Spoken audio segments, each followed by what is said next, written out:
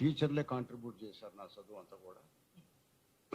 ఎప్పుడైనా మధ్యలో మా ఫాదరు మావాడికి చదువు చాలండి, ఏదో కథ చెప్తాడని కాస్త అక్షరాలు చెప్పించిన అంటే, లేదు లేదు మీ వాడు చదువుతాడు, బాగా చదువుతాడు, బంద్ చేయడానికి వీల్లేదు అనేవాళ్ళు. ఆ రోజు గవర్నమెంట్లు ఎలా ఉన్నాయి, టీచర్లు ఎలా ఉన్నాయి మీరు చూడండి. 6వ క్లాసులో నేను ఉండగా ట్రైబల్ వెల్ఫేర్ ఆఫీసర్ స్కూల్కి వచ్చాడు. ఆయన దగ్గర మోస్ట్ బ్యాక్వర్డ్గా ఉన్నటువంటి వాళ్ళ లిస్టు, కులాల లిస్టు తీసుకొని వచ్చాడు. వచ్చి మా హెడ్ మాస్టర్కి ఈ కులాల పిల్లలు ఎవరన్నా మీ దగ్గర చదువుతున్నారా అని అడిగాడు. నాకు బాగా గుర్తుంది, దాదాపు 11 ఏళ్ళు ఉంటాయి నాకు అప్పుడు. 62 ఏమో 63 ఆ ప్రాంతం. వెంటనే టీచర్లు ఊళ్ళో ఉంటారు, పిల్లల కులాలన్నీ టీచర్లకు తెలుసు, ఏ కులం పిల్లాడు ఏంటనేది వాళ్ళకి తెలుసు. టీచర్లు ఊళ్ళల్లో తిరిగి 50s, 60s చదువుకోని పిల్లలు ఉంటే తండ్రులకు చెప్పి పంపించండి, స్కూల్స్కి పంపించండి అని చెప్పి పిల్లలకు పోయి చదివిచ్చేవాళ్ళు, పేరెంట్స్కి చెప్పేవాళ్ళు. తర్వాత నాకు గుర్తున్నంత వరకు 11th క్లాస్ వరకు, 5వ క్లాస్ నుంచి 11th క్లాస్ వరకు నైట్ ఎప్పుడు మా స్కూల్ హెడ్ మాస్టర్ ఇంట్లోనే నైట్ 7 గంటలకు అన్నం తినిపోవడం, 10 దాకా చదువుకోవడం, పడుకోవడం, పొద్దున్న లేపు పంపుతున్నా పోండ్రా ఇంటికి పోయి వెంటనే మళ్ళీ రాండి స్కూల్కి అని చెప్పేవాళ్ళు. అది ఆ టీచర్లు అలా ఉండేవాళ్ళు. గవర్నమెంట్ కూడా ఉండేది. సెంట్రల్ గవర్నమెంట్ ఒక లిస్టు తయారు చేసి ఎవరెవరు బాగా చదువుకొని చదువు లేని వాళ్ళు ఉన్నారో వాళ్ళ లిస్టు పంపిస్తే మా హెడ్ మాస్టర్ నన్ను పిలిచి ఈ పిల్లాడు ఉన్నాడు అంటే, అరే పోయి మీ నాన్న పిలుచుకురా అన్నాడు. అప్పుడు నేను ఇంటికి పోయినా, మా నాన్న తీసుకొచ్చిన తర్వాత 80 రూపాయల స్కాలర్షిప్ మీ అబ్బాయికి ఇస్తున్నాం, వాడు చదువుకున్నాళ్ళు ఇస్తాం, టీచర్లు బాగా చదువుకుంటాడని చెప్పినారు, నువ్వు స్కూల్ బంద్ చేయడానికి వీల్లేదు అని కండిషన్ పెట్టి 80 రూపాయలు స్కాలర్షిప్ ఇస్తే నాకు MA వరకు ఆ స్కాలర్షిప్ వస్తూ ఉండేది. మా ఫాదర్ అన్నాడు, అన్నం పెట్టగలను, గుడ్డలను పుస్తకాలు నేను కొనలేను, మీరు 80 రూపాయలు ఇచ్చారు కదా నాకు చాలు, ఇక నేను చదివిస్తాం మావాడిని అని చెప్పేసి అనడం. అలాంటి టీచర్లు నాకు పైకి పోయినాక నేను జవహర్లాల్ నెహ్రూ యూనివర్సిటీ పోతే సర్వేపల్లి గోపాల్ గారని, సర్వేపల్లి రాధాకృష్ణ కొడుకు మా ప్రొఫెసర్, ఆయన్ని ఇందిరాగాంధీ పట్టుకొచ్చింది కేంబ్రిడ్జ్ యూనివర్సిటీలో ఉంటే. జవహర్లాల్ నెహ్రూ యూనివర్సిటీ పెట్టాను, మీ దగ్గర పెద్ద పెద్ద వాళ్ళ మీరు ఎక్కడో పాఠాలు చెప్తే అట్లా ఇక్కడ రావాలన్నాడు, తీసుకొచ్చింది. మా అదృష్టం అంతవరకు కూడా. ఆయన అన్నాడు, వచ్చి దాని తెలుగు మాట్లాడతాడు, వాళ్ళు తెలుగు వాడే, సర్వేపల్లి రాధాకృష్ణ తెలుగు వాడే, కానీ తమిళనాడులో ఉన్నారు కాబట్టి ఆయన వచ్చి దాని తెలుగులో మాట్లాడుకుంటూ, నువ్వు ఖచ్చితంగా బ్రహ్మాండమైన PhD వెయ్యాలా, నీకు కావాల్సిన ఎన్ని సౌకర్యాలు మేము ఇస్తాం, నీకు తగ్గవాడు మోస్ట్ బ్యాక్వర్డ్ గ్రామంలో కూడా నువ్వు వచ్చినావు, నువ్వు అలాంటి వాళ్ళు చదవడం కోసమే దేశానికి స్వాతంత్రం వచ్చింది, మీకోసం అని చెప్పేవాడు. అట్లా అలాంటి వాళ్ళు టీచర్లు ఉండడం జరిగింది. ఈ మధ్య నేను 4-5 చోట్ల చెప్పాను, రాజకీయ నాయకులు కూడా నేర్చుకోవాలి, చాలా చోట్ల ఇంటర్వ్యూలు ఇస్తున్నాయి ఈ మధ్యన, ఎక్కువ మీటింగ్లు రాలేకపోతూ. జవహర్లాల్ నెహ్రూ ప్రొఫెసర్లు ఎండ్లగా పోయి మాట్లాడి వస్తాడు, అది చాలా మందికి ఆశ్చర్యం వేసింది. ఎండ్లకు పోతాడా, ఏ ప్రొఫెసర్ దగ్గర నేర్చుకోవాలి అనుకుంటే ఇంటికి పోతాడు. ఏ ప్రొఫెసర్ అయినా UGC పని మీద ఢిల్లీ వస్తుంటే UGC వాళ్ళకి అడుగుతాడు, పలానా ప్రొఫెసర్తో నాకు పని ఉంది వచ్చినప్పుడు చెప్పండి అంటే చెప్పితే ఆయన ప్రొఫెసరు UGC గెస్ట్ హౌస్లో ఉంటే ప్రధానమంత్రి పోతాడు అక్కడికి, ఆఫీస్కి పిలవడం, ఆయనే పోతాడు, ఆయనే నేర్చుకుంటాడు, తెలుసుకుంటాడు. అలాంటి వాళ్ళు రాజకీయ నాయకులు, అలాంటి వాళ్ళు టీచర్లు. ఆ సందర్భంలో ఆ పరిస్థితిలో మేము చదువుకున్నాం కాబట్టి మేము బాగా రాసుకోగలిగినాం. నేను జవహర్లాల్ నెహ్రూ యూనివర్సిటీలో PhD చేసుకుంటూ మళ్ళీ ఢిల్లీ యూనివర్సిటీలో టీచింగ్ వచ్చినా, మా టీచర్ ఢిల్లీ యూనివర్సిటీలో బ్రహ్మాండమైనటువంటి టీచర్స్ అసోసియేషన్ ఉంటుంది, పొలిటికల్ బాడీ. వాళ్ళు అసలు టీచర్ల యొక్క రెస్పెక్ట్ రావడానికి గల కారణం మా డూట్ అంటారు దాన్ని, ఢిల్లీ యూనివర్సిటీ టీచర్స్ అసోసియేషన్. వాళ్ళు అన్నారు, నువ్వు కూడా యాక్టివ్ ఉండాలంటే నేను కొంచెం పని చేసుకోదలుచుకుంటాను, నేను ఎక్కువ అందులో లేను, పొలిటికల్ మీటింగ్లో లేను, ఎక్కువ అకాడమిక్ ఉండేవాడిని. అలా మేము చదువుకోవడం రావడం, పొలిటికల్ లీడర్షిప్ కూడా అలా ఉండడం జరిగింది. ఈ రోజున రాజకీయ నాయకులు దేశం మొత్తం కూడా మీకు తెలుసో లేదో రీసెర్చ్లో బయట వాళ్ళకు కూడా తెలిసింది ఏమిటి అంటే భారతదేశం గొప్ప డెమోక్రసీ అని అమెరికా వాళ్ళు ఎందుకంటున్నారంటే ఓటర్లు ఓటేస్తున్నారు.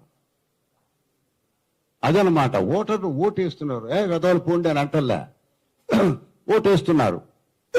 సో ఓటేస్తున్నారు కాబట్టి వాళ్ళు నడిపిస్తున్నారు ప్రభుత్వాన్ని, వాళ్ళు చెప్పుతున్నారు, వాళ్ళు ఇలా ఉండాలంటున్నారు. వాళ్ళకు అనుకూలంగా వీళ్ళు మేనిఫెస్టోలు రాస్తూ ఉన్నారు. వాళ్ళకు సొంత ఆలోచన లేదు, రాజకీయ నాయకుడికి సొంత ఆలోచన లేదు.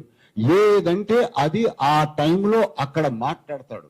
ఈ మాట నేను మాట్లాడవచ్చా, మాట్లాడకూడదా అనేటువంటి ఆలోచన ఏ రాజకీయ నాయకుడికి లేదు. మంత్రులు అనేటువంటి వాళ్ళు డేటా, ఇప్పుడు మీరు ఇచ్చిన డేటా ఉంటుంది, ఈ డేటా సెక్రటరీలు ఇస్తారు వాళ్ళకి. ఆ సెక్రటరీ డేటా ప్రకారంగా చెప్తుంటాడు. ఆ డేటా అర్థం ఏంటో తెలవదు. ఆ డేటా అర్థం నెహ్రూకు తెలుసు. మీరు నెహ్రూ పుస్తకాలు చదవండి, నెహ్రూ పుస్తకాలు రాశాడు. అలాంటి నాయకుడు మనకు లేరు. ఈ రాజకీయ నాయకులు అందరికీ తెలుసుకోవాల్సింది ఏంటంటే, ముఖ్యంగా మన దగ్గర కాంగ్రెస్ ప్రభుత్వం ఉంది. ఈ కాంగ్రెస్ ప్రభుత్వంలో ఉన్నటువంటి నాయకులు తెలుసుకోవాల్సింది ఏమిటంటే, రాజ్యాంగం రాసినప్పుడు వీళ్ళకి రాజ్యాంగం తెలవదు. ఏ నాయకుడికి రాజ్యాంగం తెలవదు. ఈ రాజ్యాంగం ఎవరైనా ఎమ్మెల్యే ప్రమాణ స్వీకారం తర్వాత వాళ్ళకు ఒక 15 రోజులు రాజ్యాంగం మీద క్లాసులు చెప్పాలా. ఏం మాట్లాడుతున్నారో అర్థం కావాలా. రాజ్యాంగంలో ఏముందో ముఖ్యం కాంగ్రెస్ వాళ్ళు. Ambedkar 26 November 1949 last concluding session, constituent assembly రాజ్యాంగం అడాప్ట్ చేసింది. అందులో ఆయన చెప్పాడు, ఈ రాజ్యాంగం రాయడానికి కాంగ్రెస్ వాళ్ళు కారణం, వాళ్ళు నేను చెప్పేవన్నీ విన్నారు కాబట్టి రాజ్యాంగం ఇలా వచ్చింది అని చెప్పేసి ఆయన అన్నాడు. కాంగ్రెస్ వాళ్ళు ప్రధానమైన కారణం అన్నాడు. ఈ కాంగ్రెస్ వాళ్ళకి ఇప్పుడు అర్థం కావాల్సింది ఏంటంటే, రాజ్యాంగంలో education, health free for all అన్నారు. అదే ఇంపార్టెంట్ పాయింట్ అన్నమాట. ప్రతి ఒక్కడికి చదువు, ప్రతి ఒక్క మనిషికి కూడా హెల్త్ అనేటువంటిది ప్రభుత్వం యొక్క బాధ్యత అని రాజ్యాంగంలో ఉంది. ఆర్టికల్ నెంబర్ నేను మర్చిపోయాను నేను. మీరు చూడండి, ఈ రెండు ప్రధానం. ముఖ్యంగా ఈ రెండు బ్రిటిష్ వాళ్ళు చెయ్యలేదు కాబట్టి మన వాళ్ళు అప్పుడంతా యావరేజ్ లైఫ్ అంతా కూడా 49-50కే చచ్చిపోతుండేవాళ్ళు. హెల్త్ పట్టించుకోలేదు, చదువులు పట్టించుకోలేదు, డబ్బులు ఉన్నాడు చదువుకున్నాడు. అలా కాకుండా అందరం చదువుకోవాలనే ఉద్దేశంతో వాళ్ళ రాజ్యాంగంలో ఆ ఆర్టికల్ రాశారు. ఇంతవరకు వీళ్ళకి ఆ విషయం తెలవదు. మేము ఏదో ఇస్తున్నామని ఒక్కోసారి పెడతారు మేనిఫెస్టోలో, చెయ్యరు, అమలు చేయరు. గెలవడానికి మేనిఫెస్టోలు రాస్తున్నారు. ఒక మేనిఫెస్టో రాసినప్పుడు వారికి ఒక ఫిలాసఫీ ఉంటుంది. ఆ ఫిలాసఫీ ప్రకారంగా రాయడం, ఆ మేనిఫెస్టో గురించి తెలుసుకోవడం, వాళ్ళ ఎమ్మెల్యేకి ప్రచారం చేయడం, ఈ మేనిఫెస్టోకి అనుకూలంగా మనం మాట్లాడాలి అని చెప్పేసి అనుకోకపోవడం అనేటువంటిది నడుస్తూ ఉంది. ఈ రోజున ఈ సెంచరీకి వచ్చిన తర్వాత ముఖ్యంగా కింద కులాల వాళ్ళలో ఒక రకమైనటువంటి చైతన్యం వచ్చింది. నేను ఈ మధ్య సంచార జాతుల మీద రీసెర్చ్ చేస్తూ సంచార జాతుల గుడిసెలకు వెళితే వాళ్ళ పిల్లలు స్కూల్ యూనిఫామ్లో నాకు కనపడ్డారు. వాళ్ళకు కూడా అర్థమైంది పిల్లలను చదివించుకోవాలి అని. ఆ దశలో వీళ్ళు బాధ్యతను మరిచిపోయి ప్రైవేటైజ్ చేయడం అనేటువంటిది ఏంటంటే వీళ్ళకి నష్టం చేసేటట్టు చేయడం చేస్తున్నారు. వీళ్ళు చదువుకోవాల్సిన దశ ఇది. వాళ్ళని చదివించాల్సిన అవసరం ఉంది. వాళ్ళనే కాదు, ప్రతి సిటిజన్ని చదివించేటువంటి బాధ్యత రాజ్యాంగం తీసుకున్నది. మీరు చూసుకోండి రాజ్యాంగంలో ఏముందో. ప్రతి మనిషికి కూడా ఆరోగ్యాన్ని చూసే బాధ్యత రాజ్యాంగం తీసుకున్నది. ఇప్పుడు ఉన్నది, ఆ రాజ్యాంగం మారలే, అది అలాగే ఉంది. అలాగే స్త్రీలు, వృద్ధులు, పిల్లలు గురించి ప్రత్యేకమైన శ్రద్ధ ప్రభుత్వాలు వహించాలి అని రాజ్యాంగంలో ఆ రోజు రాసుకున్నారు. అది నెహ్రూకు తెలుసు, ఎందుకంటే రాజ్యాంగ సభలో ఆయన కూడా సభ్యుడే కాబట్టి వాళ్ళ ఇవన్నీ కావాలి అని రాసుకున్నారు. ఆయన ఉన్నన్నాళ్ళు నేను ఇందాక మీకు చెప్పాను చూడండి, కులాల లిస్టు తయారు చేసుకొని కేంద్ర ప్రభుత్వం రాష్ట్ర ప్రభుత్వాలకు చెప్పింది, ఈ కులాల వాళ్ళు చదువుకోకపోతే వాళ్ళకి మీరు సపరేట్ హాస్టల్లో పెట్టండి, మేము ఫైనాన్స్ చేస్తాం అని చెప్పి వాళ్ళు ఫైనాన్స్ చేసి చదివించడం జరిగింది.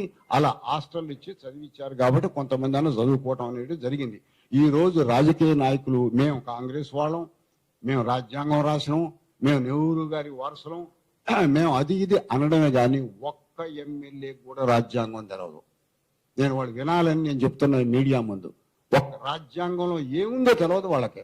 కాకపోతే ఏంటంటే బీజేపీ వాళ్ళు రాజ్యాంగం మారుస్తామన్నారు, మేము దానికి వ్యతిరేకం. వాళ్ళు ఏం మారుస్తున్నారు, వీళ్ళు ఏం వ్యతిరేకిస్తున్నారు, దానికి ఏం లేదు. అందులో ఒక పాయింట్ ఉంది ఏంటంటే వీళ్ళు అనేది ఒకటి, మతం అనేటువంటిది మతం బేస్ మీద ఒక వ్యక్తిని చూడకూడదు అని రాజ్యాంగం చెప్పింది.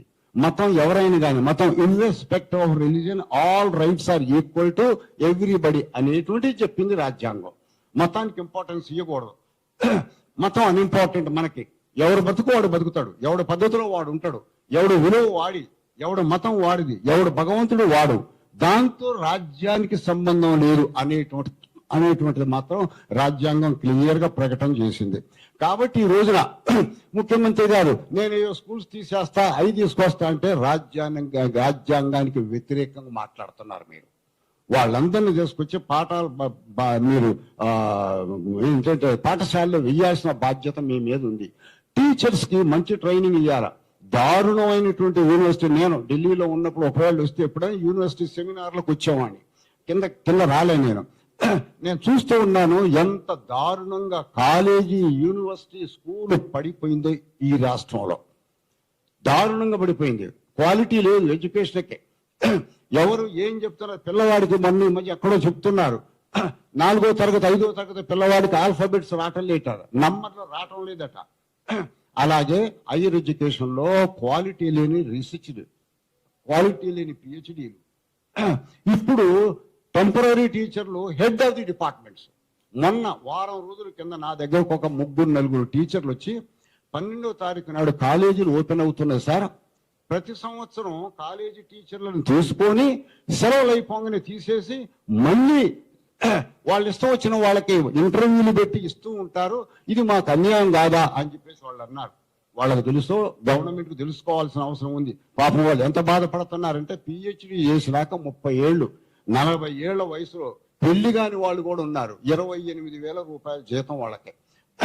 అలాంటి వాళ్ళకి నమ్మకం కూడా లేదు మళ్ళీ ఉంటుందని. అంత దారుణమైన పరిస్థితిలో వాళ్ళు ఉన్నారు. నేను ఏదో ఒకళ్ళిద్దరితో మాట్లాడాను, ఇలా ఇంత దారుణం ఉంటుందా ఎక్కడ అని చెప్పి. సెంట్రల్ యూనివర్సిటీస్ లో ఒక పిల్లవాడిని తీసుకుంటే టెంపరీగా ఒక పోస్ట్, ఎందుకు టెంపరీ తీసుకుంటారంటే ఆ పోస్ట్ రికగ్నైజ్ అవ్వకపోవటం, లేకపోతే ఎవరో మధ్యలో రిటైర్ అవ్వటం చేత ఖాళీ అయిందనో అలాంటి వాడిని తీసుకుంటారు. అది పర్మనెంట్ అయ్యేంత వరకు అతను అక్కడే ఉంటాడు, తీసేయరు. పర్మనెంట్ అయినప్పుడు ఇంటర్వ్యూ పెట్టి ఇంటర్వ్యూలో ఎవరు సెలెక్ట్ అయితే వాళ్ళు. అలాంటిది లేకుండా ఈ టీచర్లు 40 ఏళ్ళు పిహెచ్డీ చేసినటువంటి వాడు పెళ్లి పెటాకులు లేకుండా తిరుగుతున్నటువంటి వాడికి 28,000 జీతం ఇచ్చటానికి కూడా ఇంత దారుణంగా వాళ్ళని గురించి వాళ్ళు ఎట్లా, వాళ్ళు బతకడం ఎట్లా అనేది వాళ్ళు చదువుకున్నారు, పిహెచ్డీ చేయించాం మనం. అలాంటి వాడు ఎలా చదువుకోవట్లేదు అనేది లేకుండా ఇగో డబ్బులు ఇస్తాం, ఇగో 1000 కోట్లు ఇస్తాం, మీకు 500 కోట్లు ఇస్తాం. ఇదా ఎడ్యుకేషన్ కమిషన్ మీటింగ్ ఒక దానికి నేను పోయినా, నన్ను పిలిస్తే ఎడ్యుకేషన్ కమిషన్ లో ఆ మాట్లాడుతాను, ఎందుకు ఇంకా మరి చెప్తాను సార్, అప్పుడు నీకు తెలిస్తే తెలుసుకొని ఆ పెద్ద మనిషిని 4-5 నిమిషాలు నేను ఎలాంటివన్నీ క్వాలిటీ బాగలేదు, దీన్ని ఇంప్రూవ్ చేయాలా, ఇది చేయాలా అంటే ఇక చాలు నన్ను పిలిచి ఇక చాలులే మాకు తెలుసులే. అదే అన్నమాట కమిషన్ల యొక్క పరిస్థితి. అది కమిషన్లు ఏం చేస్తాయి, గవర్నమెంట్ ఏమనుకుంటుందో అది కమిషన్ రాస్తుంది. నిజంగా ఏంటి అది, ఎవరైనా కొఠారి కమిషన్ మాట విన్నారా? Kothari commission first commission education మీద ఈరోజు 3 టైర్ సిస్టము 3 భాషలు ఉండాలనేటువంటిది, యూనివర్సిటీ సిస్టమ్ ఎలా ఉండాలనేది మొత్తం చెప్పింది కొఠారి ఫస్ట్ ఎడ్యుకేషన్ కమిషన్. నెహ్రూని అది గైడ్ చేసింది. కొఠారి పెద్ద ఎడ్యుకేషనిస్ట్, ఎన్నాళ్ళు బట్టి నడిచింది. ఈ లిబరలైజేషన్ వచ్చిన తర్వాత కొఠారి కమిషన్ కాన్స్టిట్యూషనల్ ఆబ్జెక్టివ్ ప్రకారంగా ప్రతి ఒక్కడికి చదువు ఇయ్యాలా. యూనివర్సిటీ వరకు పోయినా కూడా ఎవరైనా యూనివర్సిటీకి పోతానంటే కూడా ఆపడానికి వీలు లేదు అనేటువంటి వాళ్ళని తయారు చేయడానికి కొఠారి కమిషన్ పెట్టింది. ఈ రోజున కమిషన్లో ఒక్క కమిషన్ కూడా నేను పబ్లిక్ చెప్పదలను స్టాండర్డ్ లేదు. పొలిటికల్ గా ప్లీజ్ చేయడానికి నన్ను ఎవరో అడిగారు. ఆకునూరు మురళి ఒకసారి ఫోన్ చేసిండు, సార్ ఒక కమిషన్ లో మీరు ఏమైనా ఉంటారా అని చెప్పేసి అంటే నేను ఉండనండి అన్న. ఎందులో ఉంటే మీరు బాగుంటుందండి, నేను లేదని గవర్నమెంట్ కింద నేను పనిచేయనండి అని చెప్పింది నేను. సో అట్లా అలాంటి వాళ్ళని ఎవరిలో కావాలి వాళ్ళని చేసుకొచ్చుకోవటం, వాళ్ళు ఇష్టం వచ్చినట్టు రిపోర్ట్ రాయటం, ఆ ఇష్టం వచ్చినట్లు సబ్మిట్ చేసుకోవటం, అది వాళ్ళకు అనుకూలంగా ఉంటే సబ్మిట్ అమలు చేస్తారు, లేకపోతే లేదు. కాబట్టి ఏంటంటే ప్రధానంగా డెమోక్రసీకి శత్రువు అనేటువంటి వాడు రాజకీయ నాయకుడు. ఆ రాజకీయ నాయకుడిని మనం మార్చాల. ఈ రాజకీయ నాయకుడు ప్రజాస్వామ్యాన్ని రక్షించలేడు. ఏ నాయకుడైనా కానీ, ఇక్కడ irrespective of the political party మాట్లాడుతున్న ఏ రాజకీయ నాయకుడైనా ఒకటే. మాకు ఒక చోట ఈ మీటింగ్కి వస్తే ఎక్కడ ఇదే ఒక రకంగా మాట్లాడతాడు, దీనికి వ్యతిరేకంగా ఇంకొకళ్ళు పెడితే అక్కడ పోతే అక్కడ వాళ్ళది మాట్లాడతాడు, అలాగే గడుపుకుంటాడు. ఇది నా దేశం, ఇది నా సమాజం, నేను దీన్ని శాశ్వతంగా మార్పు చెట్టుడు ఉండాలి అనేటువంటిది రాజకీయ నాయకులకు లేదు. రాజకీయ నాయకులు నెహ్రూ టైంలో అందరికీ అది ఉంది. లిబరలైజేషన్ వచ్చిన తర్వాత మీకు గుర్తో లేదో తెలియదు, మన దేశం మన రాష్ట్రంలో Chandrababu Naidu liberalization introduce, privatization complete hospitals and schools privatize చేసేసిండు. అక్కడి నుంచి పూర్తిగా నాశనం అయింది ఎడ్యుకేషన్. కాబట్టి ఏంటంటే ఇవన్నీ దృష్టిలో పెట్టుకొని ఏ రకంగా ఎడ్యుకేషన్ నాశనం అయింది, పొలిటికల్ వ్యవస్థ ఎంతవరకు కారణం అని తెలుసుకుంటూ దీన్ని మార్పులు చేసుకొచ్చేటువంటి బాధ్యత టీచర్లు ఎక్కువ తీసుకోవాలి. టీచర్లు గ్రామాల్లో, జిల్లాల్లో, మండలాల్లో ప్రచారం చేసి పేరెంట్స్ ఎడ్యుకేట్ చేసి పిల్లల్ని గవర్నమెంట్ స్కూల్కి వచ్చేటట్టు చూసి అలాంటి మార్పులు తీసుకురావడానికి మిగతా యాక్టివిస్టులు అందరితో కలుపుకొని రాజకీయ వ్యవస్థని, ఎడ్యుకేషన్ వ్యవస్థని మార్చేటువంటి ప్రయత్నం చేస్తే మంచిది అని చెప్పేసి నేను అనుకుంటున్నాను. Thank you very much. Thank you sir. అదే ఇంకా చాలా డిఫరెంట్